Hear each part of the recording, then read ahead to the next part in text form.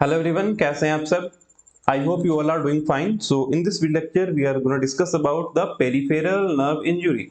Peripheral nerve injury के बारे में आज के इस लेक्चर में हम डिस्कस करेंगे। यहाँ पर हमारा मेन डिस्कस का टॉपिक रहेगा कि पेरिफेरल नर्व इंजरी क्या होता है, what are the types of the peripheral nerve injury and lastly the degeneration and regeneration of peripheral nerves. इस लेक्चर को अच्छे से और ध्यान से समझिएगा क्योंकि इस लेक्चर के खत्म होने के बाद आपको कभी भी degeneration, regeneration and types of peripheral nerve injury में कोई भी दिक्कत नहीं होगी।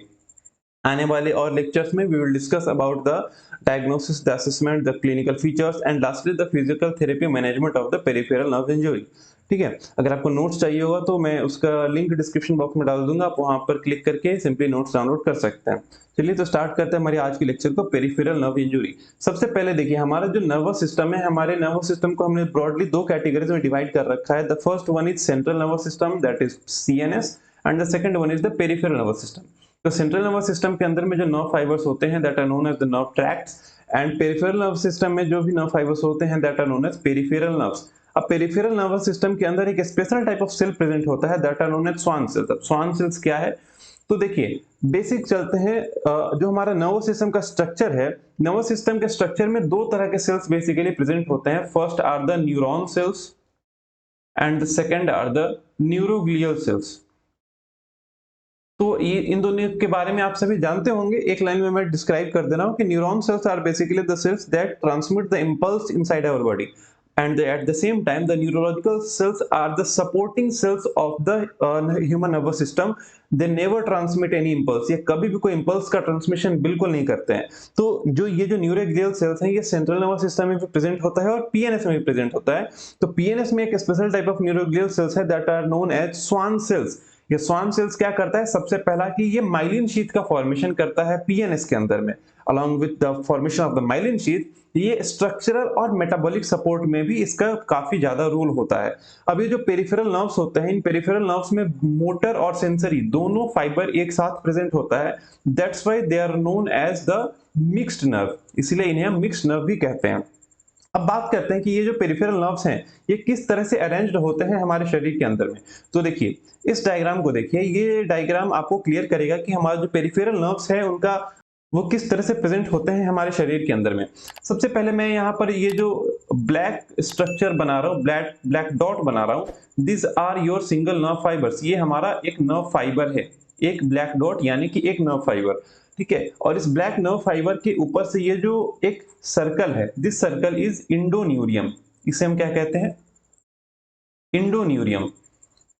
ठीक है, यानी कि जो हमारा नर्व फाइबर है उसके जस्ट ऊपर एक थिन डेलिकेट सेल्यूलर एक मेम्ब्रेनस लेयर होता है, that layer is called the इंडोन्यूरियम।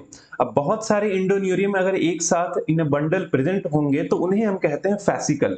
ठीक है, यहाँ पे एक बंडल में प्रेजेंट है तो इन्हें हम फैसिकल कहते हैं, फैसिकल्स। अब ये जो फैसिकल्स एक साथ प्रेजेंट हैं, इन फैसिकल्स के भी ऊपर एक मेम्ब्रेनस लेयर होता है and this layer is called perineurium. इसे हम पेरिन्यूरियम कहते हैं। ठीक है, इसे हम पेरिन्यूरियम कहते हैं। नाउ अगेन बहुत सारे पेरिन्यूरियम एक साथ प्रेजेंट होते हैं और उन सभी पेरिन्यूरियम्स को अगेन फिर एक मेम्ब्रेनस लेयर कवर करता है and that layer is called the epineurium. अब देखिए ये जो ये जो नर्व इंजरी का सीवियरिटी है, ये सीवियरिटी डिपेंड करता है बहुत फैक्टर्स पे। सबसे पहला फैक्टर तो ये है कि हमारा जो नर्व है, नर्व किस लेवल तक डैमेज है, माइलिन शीथ किस लेवल तक डैमेज है। उसके बाद हम ये भी देखते हैं कि हमारा इंडोन्यूरियम डैमेज है या फिर पेरिन्यूरियम तक डैमेज है या फिर पूरा का पूरा इपिन्यूरियम भी डैमेज है। सो इस बेसिस पे हम सीवियरिटी भी जज कर सकते हैं नर्व इंजरी के बारे में। ठीक है, तो चलते हैं वापस जहां पर हम डिस्कशन कर रहे थे। There is a loose delicate connective tissue that surrounds each nerve fiber known as endoneurium. अभी हमने देखा कि हर एक नर्व फाइबर के ऊपर में जो एक कवरिंग था दैट आर द इंडोन्यूरियम। इसके बाद many nerve fibres are group together into bundles known as fascicles, यानी कि बहुत सारे nerve fibres along with the endoneurium एक साथ एक ग्रुप में प्रेजेंट होते हैं एक बंडल में प्रेजेंट होते हैं, उसे हम फैसिकल कहते हैं। और इन फैसिकल के ऊपर में एक सेलुलर मेम्ब्रेन होता है जिसे हम पेरिन्यूरियम कहते हैं। Now many fascicles are again present in bundles. बहुत सारे फैसिकल्स, सॉरी यहाँ पे बहुत सारे फैसिकल्स नहीं होगा, मेनी पेरिन्यूरियम, बहुत सारे पेरिन्यूरियम जो है, पेरिन्यूरियम के साथ पूरा जो बंडल है वो 3-4 पेरिन्यूरियम एक साथ प्रेजेंट होता है और उसको फिर अगेन एक लेयर कवर करता है, उसे हम कहते हैं इपिन्यूरियम। तो इस तरीके से हमारा जो नर्व फाइबर्स है वो अरेंज्ड होता है हमारे शरीर के अंदर में। अब मेन हम बात करते हैं कि ये जो नर्व इंजुरी है ये कितने टाइप्स का होता है। Classification of nerve injury, so there are 3 types of nerve injury. First is the neurapraxia, second is axonotmesis and third one is neurotmesis. इसे अब अच्छे से समझना है, ठीक है। चलिए, तो ये हमारे न्यूरोपैरेक्सिया के बारे में सबसे पहले बात करते हैं। सबसे पहले ये जो स्ट्रक्चर आपको दिख रहा है ये एक बेसिक न्यूरॉन का स्ट्रक्चर है, और इस न्यूरॉन में आपको क्या क्या विजुअल है, आई थिंक आपको सब कुछ समझ आ रहा होगा। बस ये रेड कलर्ड स्ट्रक्चर जो है, दिस इज इंडोन्यूरियम। ये आप समझ लीजिए, ये इंडोन्यूरियम है। अब न्यूरोप्रैक्सिया में क्या होता है कि हमारा डैमेज क्या होगा। सबसे पहला बात कि जो हमारा इंडोन्यूरियम है इसमें कोई डैमेज नहीं होता है।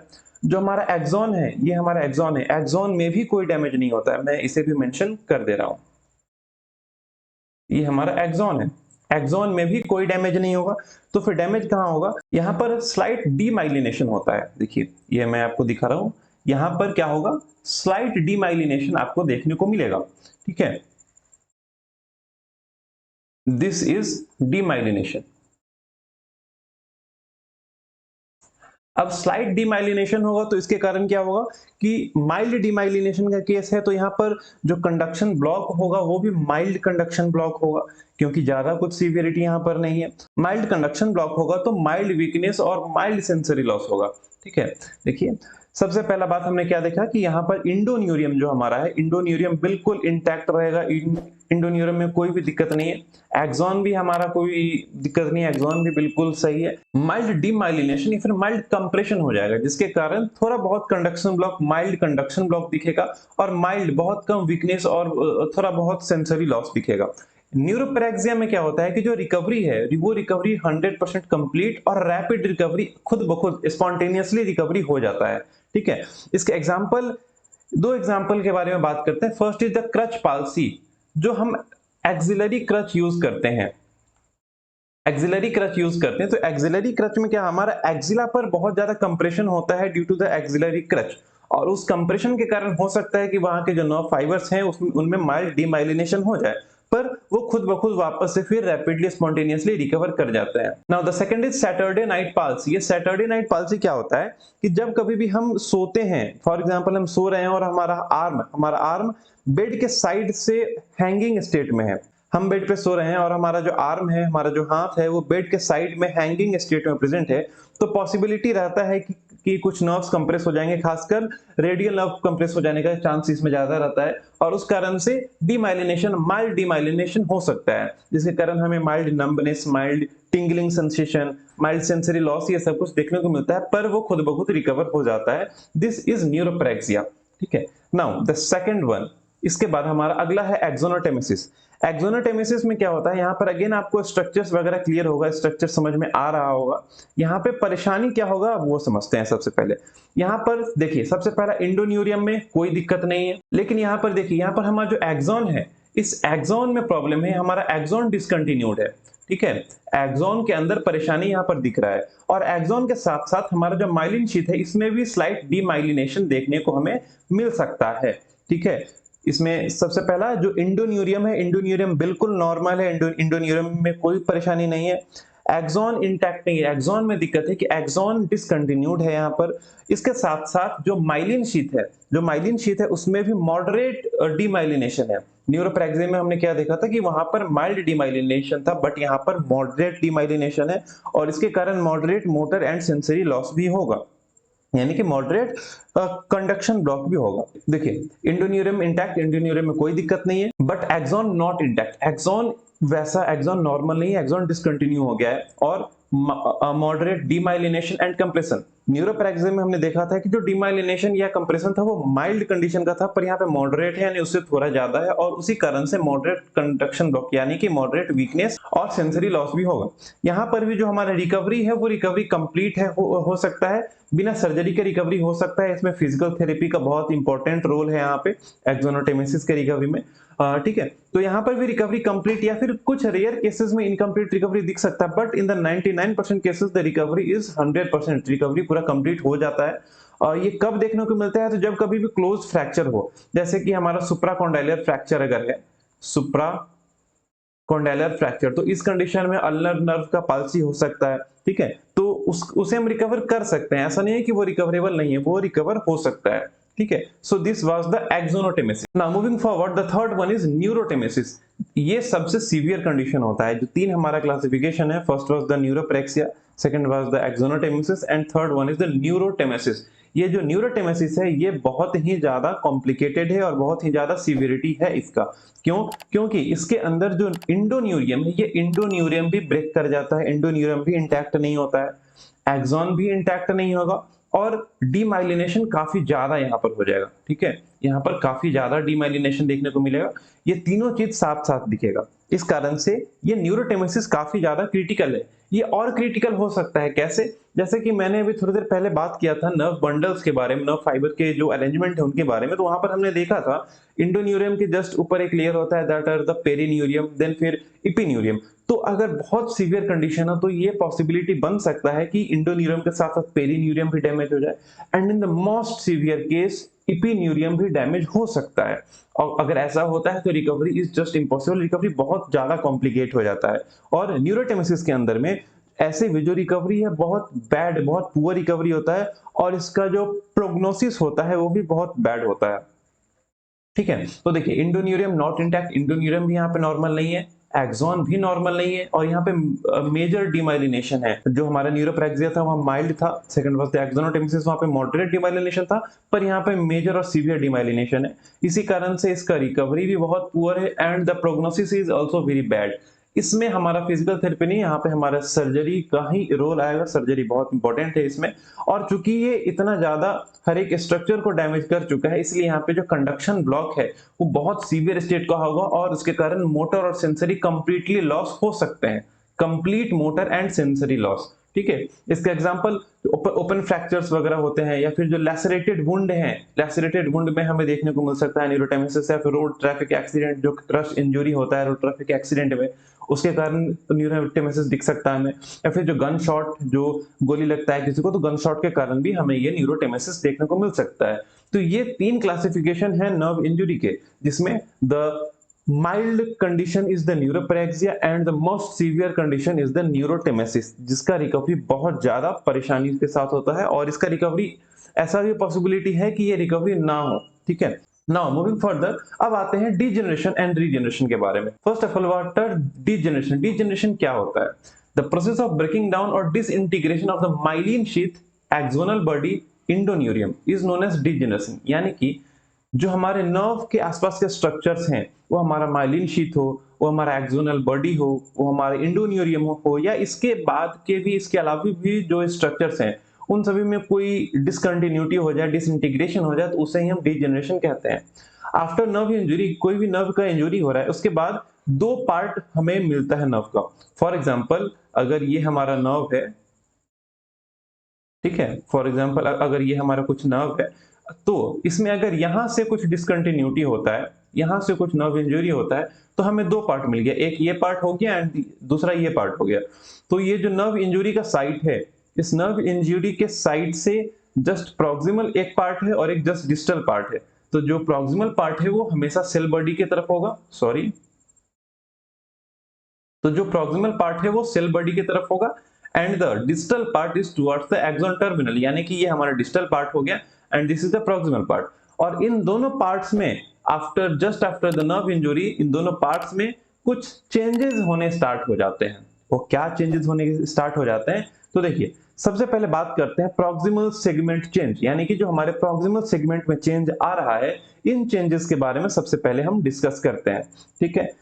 तो सबसे पहला क्या होगा कि हमारा ये जो न्यूक्लियस है, हमारा ये जो न्यूक्लियस है, ये पेरिफेरल साइड की तरफ शिफ्ट होना शुरू हो जाएगा, ये पेरिफेरी की तरफ शिफ्ट होना शुरू हो जाएगा, नंबर वन। नंबर टू, जो हमारा सेल बॉडी है, this is our cell body, इस सेल बॉडी में स्वेलिंग होना शुरू हो जाएगा, ये सेल बॉडी स्वेल अप हो जाएगा, ठीक है। दूसरा बात ये हो, तीसरा क्या होगा, इस जो सेल बॉडी है, सेल बॉडी में साइटोप्लाज्म होता है जिसे हम न्यूरोप्लाज्म कहते हैं, और इसके अंदर होता है Nisal body.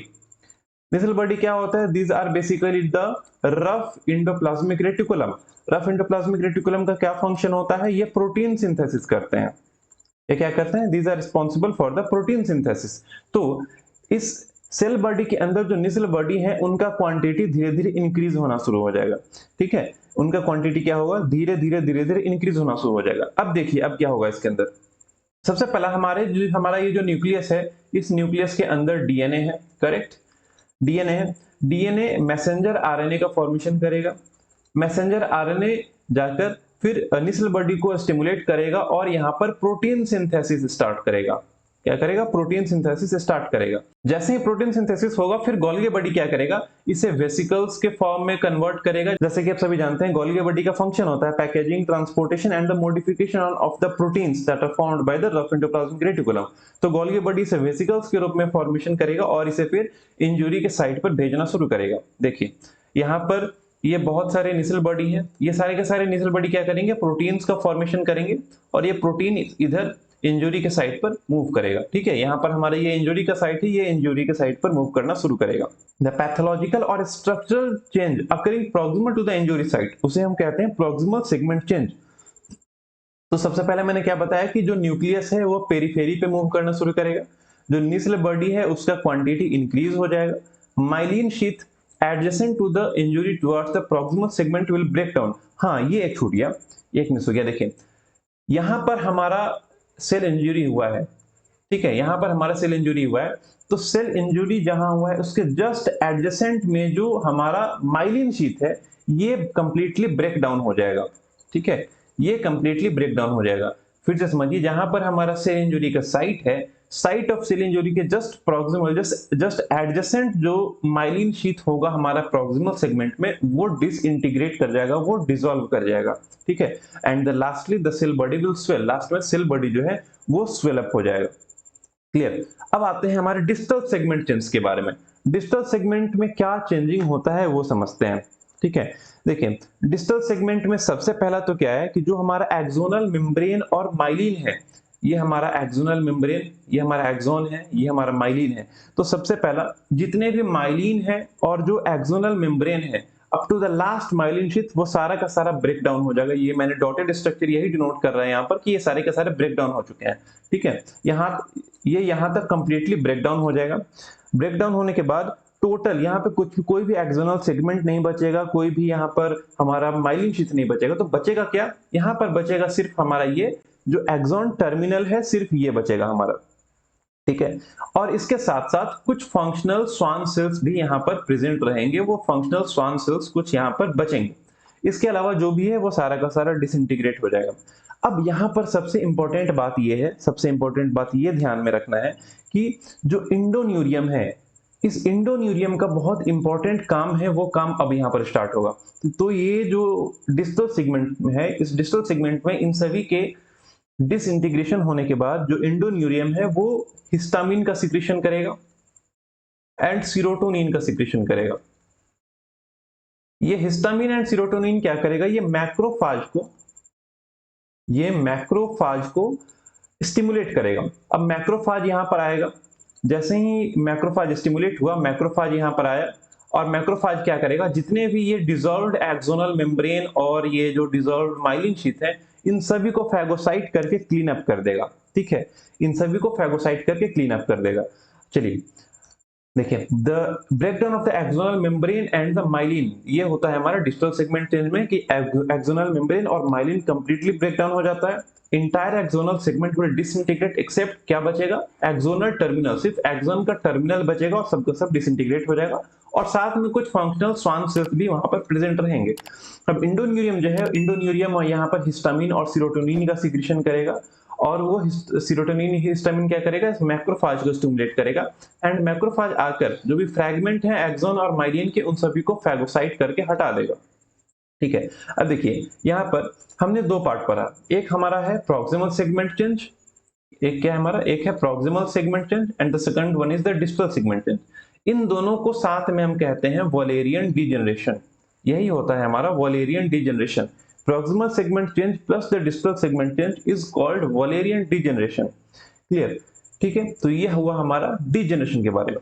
Now the last topic is the regeneration. अब देखिए, after the proximal segment change and the distal segment change कुछ ऐसा कंडीशन हमारे पास बच रहा है ठीक है। यहाँ पे डिस्टल सेगमेंट से सारे के सारे न्यूरोनल जो भी एक्सोनल बॉडी थे, सारे के सारे माइलिन शीथ थे, वो सब के सब डिसॉल्व हो चुके हैं, फेगोसाइट हो चुके हैं। और जो हमारा प्रॉक्सिमल सेगमेंट है, यहाँ पर हमारे न्यूक्लियस का पोजीशन, सेल बॉडी का स्वेलिंग और सारा का सारा यहाँ पर इवेंट्स हो चुका है।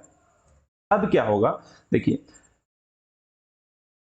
जैसे कि मैंने प्रॉक्सिमल सेगमेंट चेंज में बताया था कि यहां से प्रोटीन्स आएंगे जो इंजुरी साइट है यहाँ पर, तो उन प्रोटीन्स के कारण यहाँ पर स्टिमुलेट होकर कुछ एक्सोनल स्प्राउट्स का यहाँ पे फॉर्मेशन शुरू होगा। सॉरी, यहां से एक्सोनल स्प्राउट्स का फॉर्मेशन शुरू होगा। ठीक है, एक्सोनल स्प्राउट्स का फॉर्मेशन शुरू होगा। और हाँ, इसके पहले यहाँ पर कुछ स्ट्रक्चर्स पहले से मौजूद हैं, जैसे कि यहाँ पर हमारा स्वान सेल्स है पहले से। ठीक है, ये हमारा स्वान सेल्स पहले से, और यहाँ पर हमारा इंडोन्यूरियम भी पहले से यहाँ पर इंटैक्ट प्रेजेंट है। ठीक है, इंडोन्यूरियम भी यहाँ पर प्रेजेंट है। चलिए अब देखिए, यहाँ पर ये हमारे जो स्प्राउट्स, इसे हम कहते हैं एक्सोनल स्प्राउट। ठीक है, ये जो प्रॉक्सिमल स्टंप है, यहाँ से जो प्रॉक्सिमल पार्ट से, प्रॉक्सिमल एंड से जो फाइन स्ट्रक्चर्स का फॉर्मेशन हो रहा है, these are called the axonal sprouts.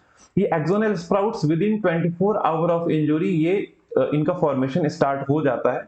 और ये एक्सोनल स्प्राउट्स जो हैं ये यहाँ से ओरिजिनेट करते हैं और ये अलाइंड होते हैं to the distal part of the injured nerve. जो हमारे इंजर्ड नर्व का जो डिस्टल पार्ट है उसके तरफ अलाइंड होते हैं।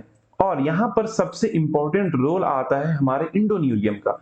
अगर इंडोन्यूरियम नहीं होगा तो ये जो अलाइनमेंट है, ये अलाइनमेंट कभी भी डिस्टल पार्ट की तरफ नहीं जा पाएगा। ठीक है, फॉर एग्जाम्पल अगर इंडोन्यूरियम में भी ब्रेकेज है, अगर इंडोन्यूरियम नहीं है यहाँ पर, ठीक है, अगर इंडोन्यूरियम नहीं है यहाँ पर, तो क्या होगा, ऐसा पॉसिबल हो सकता है कि ये यहाँ से हमारा एक्सोनल स्प्राउट आए और ये कहीं दूसरे तरफ डाइवर्ट हो जाए।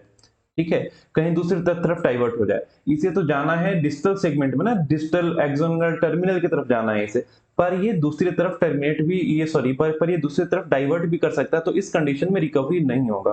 और ये कब होगा, जब हमारा इंडोन्यूरियम डैमेज हो जाएगा तब ये होगा। और आप सभी जानते हैं इंडोन्यूरियम कब डैमेज होता है, तो इंडोन्यूरियम डैमेज होता है सिर्फ और सिर्फ न्यूरोटेमेसिस में। इसी कारण से न्यूरोटेमेसिस इतना ज्यादा सीवियर कंडीशन माना जाता है और यही कारण है कि उसके अंदर रिकवरी नहीं होता है विदाउट सर्जरी। ठीक है, तो चलिए ये हम हटाते हैं, ये बात हो गई न्यूरोटेमेसिस के बारे में।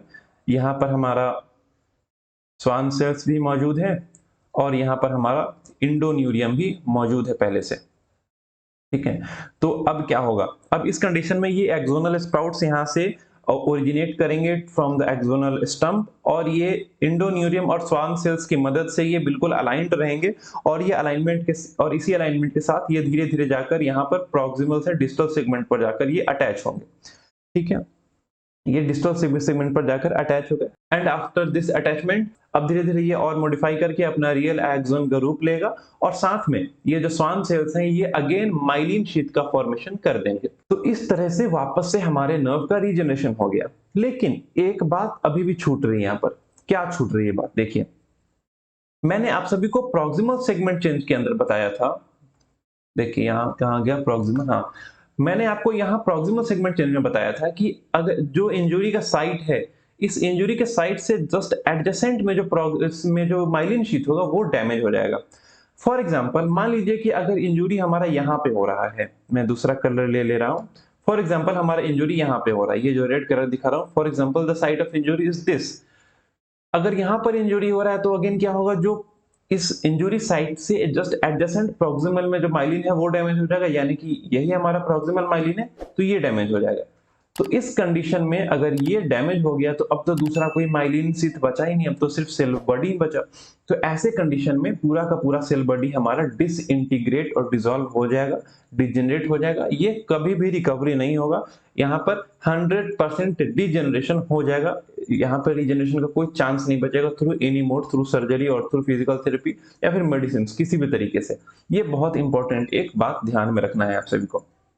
ठीक है, सो यहाँ पर वही मैंने सब लिखा है जो कि आपको अभी समझाया। देख लीजिए, न्यूरॉन में एक प्रॉक्सिमल और डिस्टल पार्ट है, कुछ फंक्शनल स्वान सेल्स प्रेजेंट होते हैं, प्रोटीन्स जो है वो सेल बॉडी से मूव करते हैं टुवर्ड्स द इंजुरी साइट और उसके बाद एक्सोनल स्प्राउट का फॉर्मेशन स्टार्ट हो जाता है विद इन 24 आवर्स। ये स्प्राउट जो है ये डिस्टल फ्रैगमेंट की तरफ जाते हैं उनसे कनेक्ट होने के लिए। और ये स्प्राउट जो है ये डिस्टल फ्रैगमेंट से अलाइंड क्यों कैसे होते हैं, तो ये इंडोन्यूरियम के कारण ही अलाइंड होते हैं। आफ्टर द एक्सोनल स्प्राउट जो है वो हमारे डिस्टल सेगमेंट से फ्यूज कर जाता है, तो उसके बाद स्वान सेल माइलिन शीथ का फॉर्मेशन दोबारा से कर देता है एंड कांग्रेट्स, हमारा जो नर्व है वो वापस से अपने नॉर्मल स्टेट में आ चुका है। So this was the brief explanation on the peripheral nerve injury types, degeneration and the regeneration of the peripheral nerves. I hope आप सभी को अच्छे से समझ में आया होगा। अगर कोई भी डाउट, कुछ भी परेशानी आपको अभी भी बच रहा है इसमें, तो आप बिल्कुल कमेंट सेक्शन में मेरे से पूछिए या फिर हमें इंस्टाग्राम पे डीएम कर लीजिए, मैं अवश्य आप सभी का रिप्लाई करूंगा। फिर मिलते हैं अगले वीडियो में नए टॉपिक के साथ, या फिर इसी को हम कंटिन्यू करेंगे। और आप में से किसी ने कमेंट किया आज स्ट्रोक के भी लेक्चर के लिए, तो स्ट्रोक का भी लेक्चर जल्द ही लाना होगा, वो सब कुछ प्रीपेयर्ड है, बस उसे रिकॉर्ड करके अपलोड करना है। ठीक है, तो फिर मिलते हैं अगले वीडियो में। Till then be safe and keep learning.